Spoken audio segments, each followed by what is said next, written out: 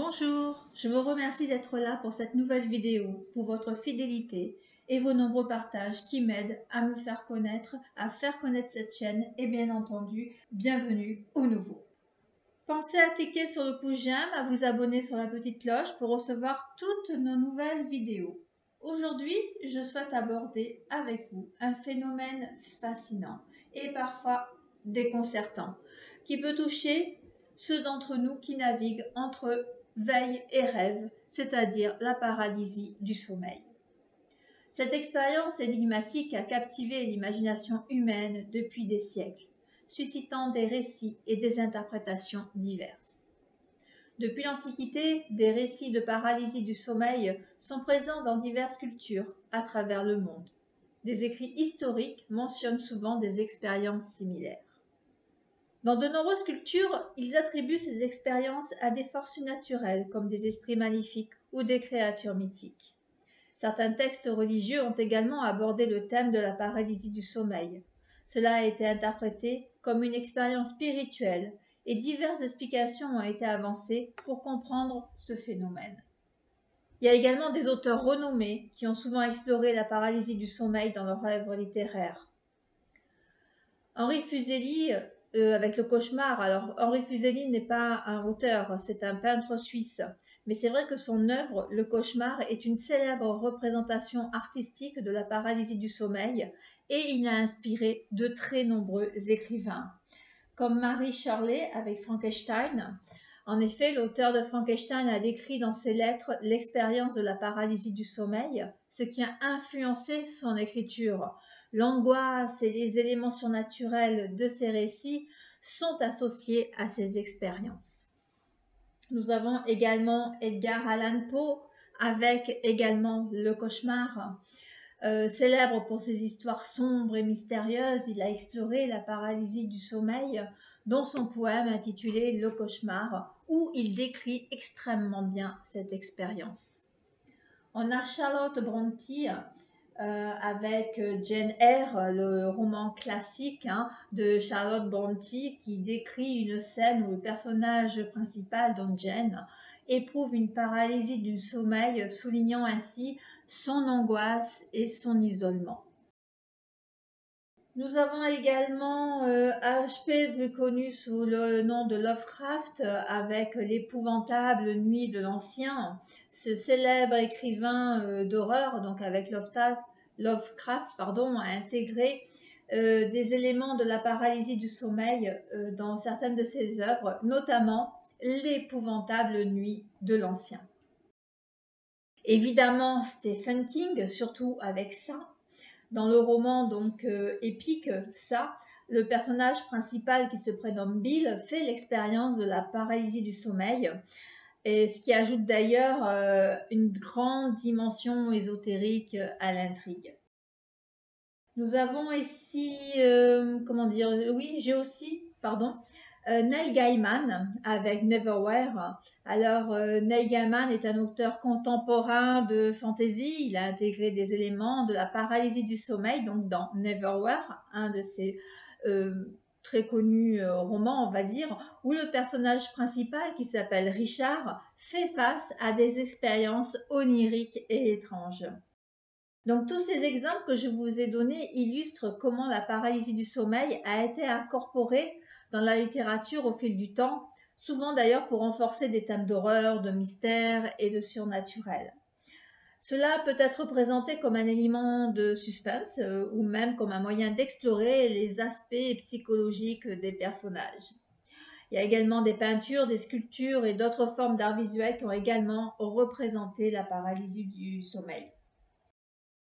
On retrouve également certains textes médicaux anciens où ils ont tenté d'expliquer la paralysie du sommeil d'un point de vue médical, bien que les explications aient souvent varié en fonction des connaissances disponibles à l'époque. Alors aujourd'hui, dans cette vidéo, démystifions la paralysie du sommeil pour mieux comprendre ce phénomène intrigant qui touche tant de personnes. La paralysie du sommeil est un phénomène, c'est vrai, étrange, qui est très souvent effrayant, et qui survient pendant le passage entre l'éveil et le sommeil. La paralysie du sommeil, elle est caractérisée par une incapacité temporaire à bouger, à parler, souvent accompagnée d'une sensation de pression sur la poitrine. Alors bien que la paralysie du sommeil soit relativement courante, elle est souvent source d'anxiété pour ceux qui la vivent. Dans cette vidéo, je vais donc aborder avec vous les causes, les symptômes et les stratégies pour faire face à ce phénomène fascinant. Donc les causes de la paralysie du sommeil, comme je vous le disais tout à l'heure, la paralysie du sommeil se produit généralement pendant deux phases distinctes du sommeil, pendant l'endormissement, que l'on connaît sous le nom d'hypnagogique, ou au réveil, que l'on connaît sous le nom d'hypnopompique. Elle survient lorsque le corps entre dans ou sort du sommeil paradoxal, connu également sous le nom de REM, mouvement oculaire rapide. Pendant cette phase, le cerveau est actif, tandis que les muscles volontaires sont temporairement paralysés, probablement pour éviter que nous ne vivions nos rêves physiquement. Certains facteurs de risque et déclencheurs potentiels de la paralysie du sommeil incluent le manque de sommeil, les horaires de sommeil irréguliers, le stress, l'anxiété et d'autres troubles du sommeil tels que la narcolepsie. Alors, les symptômes de la paralysie du sommeil varient vraiment d'une personne à l'autre par rapport aux personnes que j'ai pu rencontrer et suivre pour cela. Mais l'un des signes distinctifs de la paralysie du sommeil, c'est vraiment l'incapacité temporaire à bouger les membres volontairement et de parler. Les personnes se sentent complètement immobilisées, même s'ils sont conscients de leur environnement. Beaucoup de personnes qui vivent une paralysie du sommeil décrivent une sensation de pression intense sur la poitrine, comme si quelque chose, mais vraiment de lourd, de pesant, était posé sur eux, ce qui contribue bien évidemment à l'anxiété associée à cette expérience. Certaines personnes m'ont également raconté la présence d'êtres malveillants dans la pièce pendant la paralysie du sommeil, me rapportant des scènes assez complexes et détaillées que je ne vous partagerai pas dans cette vidéo. Il y a parfois également des bruits étranges, des chuchotements, voire même des voix. Certains peuvent voir des éléments aussi un peu plus précis. Mais là, voilà, j'ai pas envie de vous partager ça. J'ai vraiment envie de vous partager comment vous en sortir et les raisons si jamais cela vous arrive. Alors, la fréquence et l'intensité de la paralysie du sommeil varient également d'une personne à l'autre. Ça, c'est important de le savoir aussi. Bien que ces expériences puissent être troublantes, il est essentiel de se rappeler quand même, ça j'insiste dessus, que la paralysie du sommeil est très très souvent inoffensive et qu'elle est souvent gérée par des ajustements de mode de vie, de stratégie, de gestion du stress.